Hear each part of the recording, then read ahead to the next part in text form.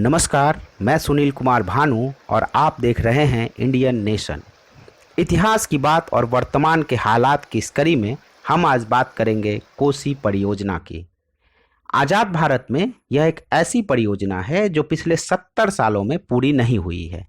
इन 70 वर्षों में जितनी जमीन को तटबंध बनाकर बाढ़ से सुरक्षित करना था, उससे लगभग दुगुनी जमीन यानी 4.18 लाख हेक्टेयर जमीन आज इन तटबंधों के कारण हमेशा के लिए डूब चुकी है।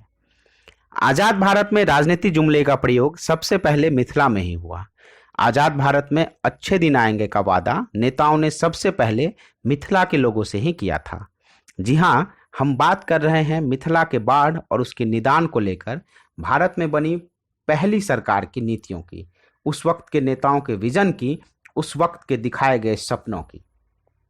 नदियों और बाढ़ के प्रमाणिक इतिहास की बात करें तो नेपाल के बाराह क्षेत्र में कोसी पर बांध बनाने का प्रस्ताव 1937 में आया, जो अब तक सुर्खियों में बना हुआ है। उस वक्त अंग्रेज सरकार के इस फैसले का स्थानीय लोगों ने जमकर विरोध किया। नेपाल के राजा और दरभंगा के महाराजा भी बांध के समर्थन में नहीं थे। 1952 तक पूरा माहौल बाराह क्षेत्र के हक में और कोसी पर तटबंध के खिलाफ बना रहा, मगर 1952 के चुनाव में कांग्रेस को महसूस हुआ कि चुनावी लामबंदी के लिए इस इलाके को एक बड़े सपने की जरूरत है।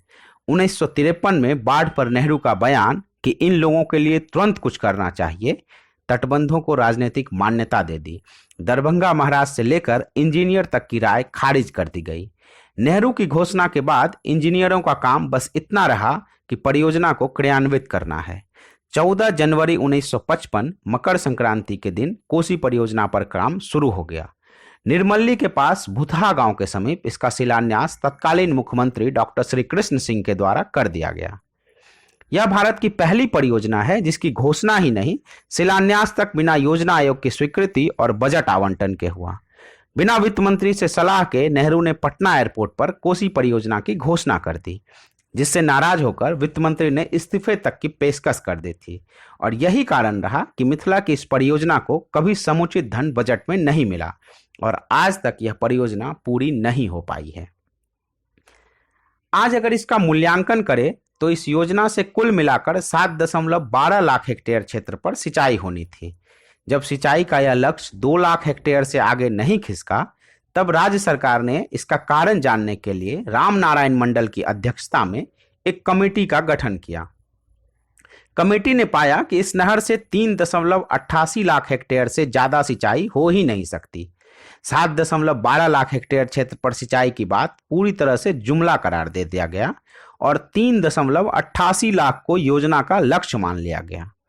कमाल की बात है कि इस लक्ष्य को भी आज तक नहीं पाया जा सका है।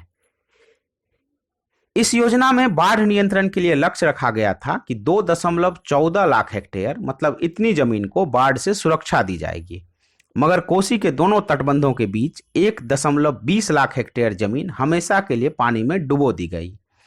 कोसी के पूर्वी तटबंध के पूर्व में 1.82 लाख हेक्टेयर जमीन जल जमाव से ग्रस्त है, जबकि नदी के पश्चिमी तटबंध के पश्चिम में 0.93 लाख हेक्टेयर जमीन जल जमाव में फंसी है। इस तरह करीब 4.18 लाख हेक्टेयर जमीन यानी जितनी जमीन को बाढ़ से सुरक्षा मिलनी थी, उससे लगभग दुगुनी जमीन पानी में हमेशा के लिए डुबो दी गई। जिस तटबंध को जिंदगी बताकर बनाया गया था, पिछले 70 सालों में वो मौत बनकर खड़ी हो चुकी है। खेत से लेकर घर तक बचा लेने का सपना देख रहे मिथिला के लोगों के पास दर दर की ठोकरों के अलावा आज कुछ भी नहीं है। कोसी के दोनों तटबंधों के बीच भारत के 4 जिलों के 13 प्रखंडों के 380 गांवों में रहने वाले लगभग 12 लाख लोग कोसी तटबंधों के बीच फंसे हुए हैं, जिनके ऊपर से इस नदी का पानी हर साल गुजरता है। इन लोगों के पुनर्वास के लिए लगभग 1200 हेक्टेयर जमीन का अधिग्रहण किया गया था। इसमें से लगभग आधी जमीन पर रहने वाला कोई नहीं है। बची हुई जमीन के काफी हिस्से पर जल जमाव है। कोसी परियोजना की विफलता का कारण सरकार नेपाल में हाई डैम नहीं बन पाना बता रही है। एक अनुमान के अनुसार कोसी हाई डैम का डीपीआर बनने में 20 साल और कार्यान्वित करने में 30 साल लगेंगे।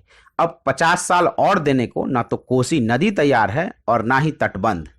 ऐसे में जनता के लिए किसी तीसरे विकल्प को खोजने का प्रयास करना होगा।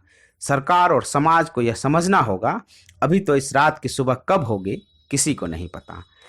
अगली कड़ी में बात करेंगे 1 क्विंटल गेहूं और 2200 रुपए में कैसे बिक गए मिथिला के लोग। तब तक के लिए धन्यवाद।